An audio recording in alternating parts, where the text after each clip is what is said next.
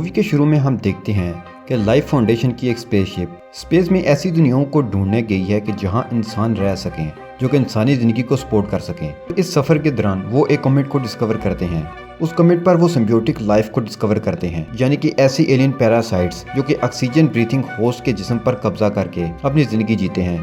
वो वहाँ से 4 सैंपल लेकर वापस ज़मीन की तरफ आ रहे होते हैं कि एक पैरासाइट वहाँ से भाग जाता है और इस वजह से वो स्पेसशिप मलेशिया में क्रैश कर जाती है। लाइफ फाउंडेशन बाकी 3 पैरासाइट्स को तो रिकवर कर लेती है और उन्हें सैन फ्रांसिस्को अपनी रिसर्च फैसिलिटी में भेज देते हैं, लेकिन चौथा कहीं गायब था।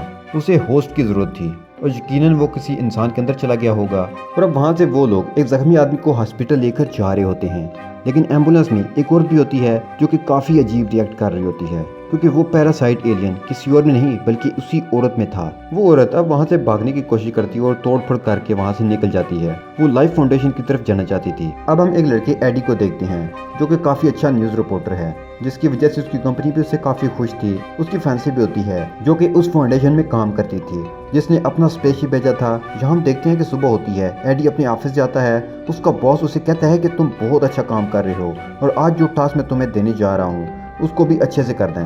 दरअसल आज तुमने इंटरव्यू लेना है उसी फाउंडेशन के सीईओ से। उसका बॉस लाइफ फाउंडेशन के मकसद को जानना चाहता था कि उन्हें स्पेसशिप खला में क्यों भेजा और ये सारे पैरासाइट्स एलियंस इनका क्या चक्कर है। अगर इसके अलावा भी तुम्हें कोई और मालूमात मिले तो ये अच्छी बात होगी।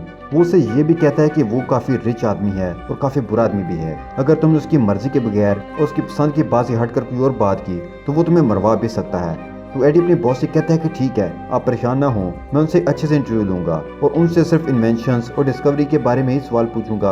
अब रात को एडी घर आता है, अपनी फैंसी के लैपटॉप को देखता है। वहाँ किसी की ईमेल आई होती है।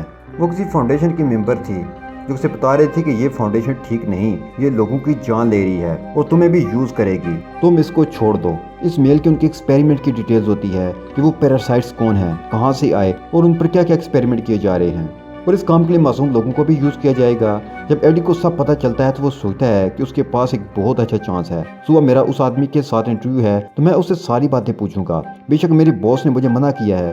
अब हम उस सीईओ को देखते हैं जो कि काफ़ी बुरा आदमी है और इस कहानी का विलन यही है। अब एडी इंटरव्यू लेने के लिए उसके पास आ जाता है और लोगों को इंटरव्यू अब स्टार्ट हो जाता है। शुरू में तो एडी उससे ऐसे सवालात करता है कि आपने स्पेस में क्या किया, कौन सी डिस्कवरीज की हैं। तो ऐसे सवालात सुनकर फाउंडेशन का ऑनर काफ़ी खुश होता है और उसे सही तरह से जवाब दे रहा होता है। लेकिन तभी एडी अपने सवाल चेंज करने लगता है और उसे कहता है कि मैंने सुना है कि आप अपने एक्सपेरिमेंट के लिए इंसानों को इस्तेमाल करने वाले हैं। अब सीईओ ये बात सुनकर काफ़ी गुस्सा हो जाता है। उसे ये बात बुरी लगने लगती है और वो उसे कहता है कि फौरन से अपने इंटरव्यू को बंद करो और यहाँ से चले जाओ। एडी को वहाँ से निकाल दिया जाता है और फिर यहाँ से एडी सीधा अपने ऑफिस आता है। उसका बॉस उसे काफ़ी गुस्सा होता है कि मेरे मना करने के बावजूद तुमने उसे ऐसे सवाल किए जो उसे पसंद नहीं थे। अब जो भी होगा वो इसी बात का नतीजा होगा जो तुमने वहाँ गलत सवाल किए। अब तुम्हें इसकी सजा भुगतनी पड़ेगी। वो उसे जॉब से भी निकाल देता है और दूसरी तरफ एडी की फैमिली को भी जॉब से निकाल दिया जाता है। लेकिन उसकी फैमिली एडी से काफ़ी ज़्यादा गुस्से होती है और कहती है कि मैं तुमसे ब्रेकअप कर रही हूँ, तुम्हें ज़रा भी अकल नहीं है, तुम्हारी वजह से हम दोनों की जॉब चली गई। वो उससे सारे राब्ते ख़त्म करके दूर हो जाती है। फिर यहाँ पर सीन तब्दील होता है। अब हम रात का सीन देखते हैं जहाँ बारिश हो रही है और वही औरत दिखाई जाती है जिसकी बॉडी में वो एलियन पैरासाइट चला गया था। वो वहाँ पर पड़ी हुई चीज़ें खाने लगती है, लेकिन तभी उसके पास कुछ बुरे लोग आ जाते हैं। अब 6 मंथ बाद का सीन दिखाया जाता है। वो लोग इन पैरासाइट्स पर एक्सपेरिमेंट कर रहे थे, उनके डिफरेंट फॉर्म्स बना रहे थे कि किस फॉर्म में वो ज़्यादा पावरफुल होते हैं। वो शीशे के बॉक्स में खरगोश को रखते हैं और इस येलो पैरासाइट को छोड़ देते हैं ये देखने के लिए कि येलो पैरासाइट इस खरगोश के साथ क्या करता है। लाइफ फाउंडेशन का ऑनर भी वहाँ पर होता है, वो वहाँ पर उसकी एक वर्कर भी होती है।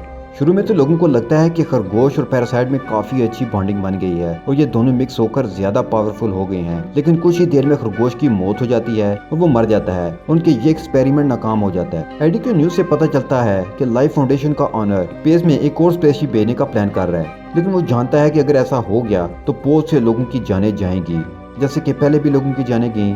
रास्ते में उसे एक औरत मिलती है जो उसे कहती है कि मुझसे अखबार खरीद लो। एडी उसे अखबार खरीद लेता है। उसके साथ ही वो स्टोर में आ जाता है और वहाँ पर एक चोर आ जाता है और वो स्टोर को लूटने लगता है, लेकिन एडी चुप करके अपनी चीज़ें लेता है और वहाँ से पे करके वापस आ जाता है। दूसरी तरफ हम उसी फाउंडेशन कंपनी के लैब को देखते हैं जहाँ पर वो ऑनर होता है। अपनी उसी ग्लासेस वाली वर्कर के साथ, और अब वो किसी जानवर के बजाय इंसान के साथ पैरासाइट के साथ एक्सपेरिमेंट करने वाले होते हैं। लेकिन वो पैरासाइट इंसान की बॉडी के साथ नहीं मिल पाता और उसकी जान ले लेता है। उस ग्लासेस वाली लड़की को ये देखकर काफी दुख होता है और वो फौरन वहाँ से एडी के पास आ जाती है। वो बताती है कि हमारी फाउंडेशन में ये सब हो रहा है। वो उससे मदद मांगती है, लेकिन एडी कहता है कि मैंने अपना प्रोफेशन छोड़ दिया है और अब मैं किसी के साथ टक्कर लेने वाला नहीं हूँ। वो लड़की से समझाती है कि सीईओ बहुत ही ज़्यादा बुरा इंसान है, वो लोगों की जान के लिए ख़तरा है। वो इस दुनिया में ज़िंदा रहना चाहता ही नहीं है क्योंकि वो जानता है कि दुनिया जल्दी ख़त्म होने वाली है, इसलिए वो स्पेस पर एक्सपेरिमेंट कर रहा है ताकि वो वहाँ पर रह सके। तो वो 4 पैरासाइट लाए। वो पैरासाइट कोई और नहीं बल्कि वो स्पेस के क्रिएचर्स थे जो कि काफ़ी पावरफुल थे। और जब वो उन 4 पैरासाइट्स को ज़मीन पर लेकर आया तो एक पैरासाइट फ़ौरन ही वहाँ से भाग गया। जो बाकी 3 बचे हैं वो उन पर एक्सपेरिमेंट कर रहा है और मासूम लोगों की जान ले रहा है। वो एडी से कहती है कि प्लीज़ तुम कुछ करो, क्योंकि तुम न्यूज़ रिपोर्टर्स को अप्रोच कर सकते हो, तुम न्यूज़ बना सकते हो, पब्लिश कर सकते हो ताकि वो ऑनर पकड़ा जाए। मुझसे मासूम लोगों की मौत बर्दाश्त नहीं हो रही। तो एडी से तसल्ली देता है कि मैं कुछ करने की कोशिश करता हूँ। अब एडी चुपके से उस लैब में जाता है जहाँ पर वो देखता है कि वो वाकई ही इंसानों पर एक्सपेरिमेंट कर रहे हैं। वो प्रूफ के तौर पर सब लोगों की पिक्चर लेने लगता है, जहाँ से पता चलता है कि जिस औरत से वो अखबार लिया करता था वो औरत जहाँ पर भी है।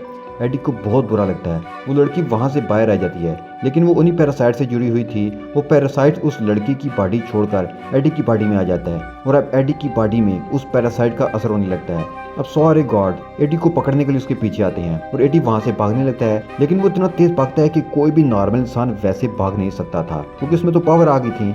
अब वो जंगल की तरफ भाग जाता है और काफी ऊंची ऊंची जंप लगाकर दरख्त पर चढ़ जाता है और उन गार्ड से अपनी जान बचा लेता है। सब लोग वहाँ से चले जाते हैं तो एडी अपने घर आ जाता है। घर आकर पानी पीने लगता है। उसके घर जो भी सामान पड़ा हुआ था वो उसे खाने लगता है, लेकिन उसकी भूख तो मिट ही नहीं रही थी। फिर उसे वॉमिटिंग होने लगती है। उसका दिल काफी खराब होने लगता है और उसकी बॉडी में काफी चेंजेस आ रहे थे। यहाँ तो उसकी शक्ल भी तब्दील हो रही है, जिसे देखकर वो काफी परेशान हो रहा था। ये सब देख के उसे कुछ समझ नहीं आ रही होती कि मेरे साथ क्या हो रहा है। अब वो परेशानी में अपनी फैंसी को कॉल करता है तो उसकी फैंसी से कहती है कि मैं तुमसे हर तरह खत्म कर चुकी हूँ, मैं किसी और के साथ हूँ। लेकिन एडी उसे मिलने के लिए जिद करता है। वो रेस्टोरेंट में मिलने के लिए जाता है। उस रेस्टोरेंट में जाकर वो वहाँ मौजूद सारी चीजें खाने लगता है, लेकिन ये सारी चीजें खाकर वो कहता है कि मेरी भूख नहीं मिट रही, मुझे एनर्जी नहीं मिल रही, ये मरा हुआ मीट है, मुझे कोई जिंदा चीज खाने के लिए दो। साथ ही उसे एक्वेरियम नजर आता है जिसमें बैठकर वहाँ पर पड़े हुए क्रैब्स खाने लगता है। यहाँ हम ये बात समझ सकते हैं कि एडी की बॉडी में वेनम आ चुका था, यानी उन 4 पैरासाइट में से सबसे ज्यादा स्ट्रॉन्ग पैरासाइट। लेकिन एडी की फैंसी को और उसके दोस्त को ये बात समझ ही नहीं आ रही थी, तो वो उसका स्कैन करने हॉस्पिटल ले जाती हैं। उसके बाद एडी को वहाँ से घर भेज दिया जाता है। वो कहते हैं कि जैसी रिपोर्ट आएगी हम आपको बता देंगे। अब हम लाइफ फाउंडेशन का सीन देखते हैं जहाँ के अंदर को किसी तरह से ये पता चलता है कि उसकी वो वर्कर जो ग्लासेस वाली थी उसने एडी को यहाँ पर बुलाया और उसे यहाँ तक की अप्रोच दी। वो ऑनर उस लड़की पर काफी गुस्सा होता है, उस पर भी एक पैरासाइट छोड़ देता है। तभी हम एडी को उसके घर में देखते हैं। उसे अब काफी गुस्सा आने लगता है। उसका नेबर काफी ऊंची म्यूजिक सुन रहा होता है तो वो उसे मना करता है, लेकिन वो बाज ही नहीं आ रहा था। एडी की बॉडी में मौजूद जो पैरासाइट यानी वेनम होता है वो गुस्से में आ जाता है और उसे मना करता है। इसी तरह वहाँ पर कुछ गार्ड्स आ जाते हैं जो कि उसी ऑनर ने भेजे होते हैं। अब की बार हम देखते हैं कि एडी की बॉडी से वेनम पूरी तरह से बाहर आने लगता है, उन गार्ड से फाइट करने लगता है, एडी को प्रोटेक्ट करने लगता है। अब एडी काफ़ी ज़्यादा पावरफुल हो चुका था, मगर वो गार्ड भी उसका पीछा नहीं छोड़ने वाले थे। तो एडी अपनी बाइक पर वहाँ से चला जाता है। उसकी तेज स्पीड और सारा कुछ वो ऑनर भी देख रहा था, तो वो अपने लोगों से कहने लगता है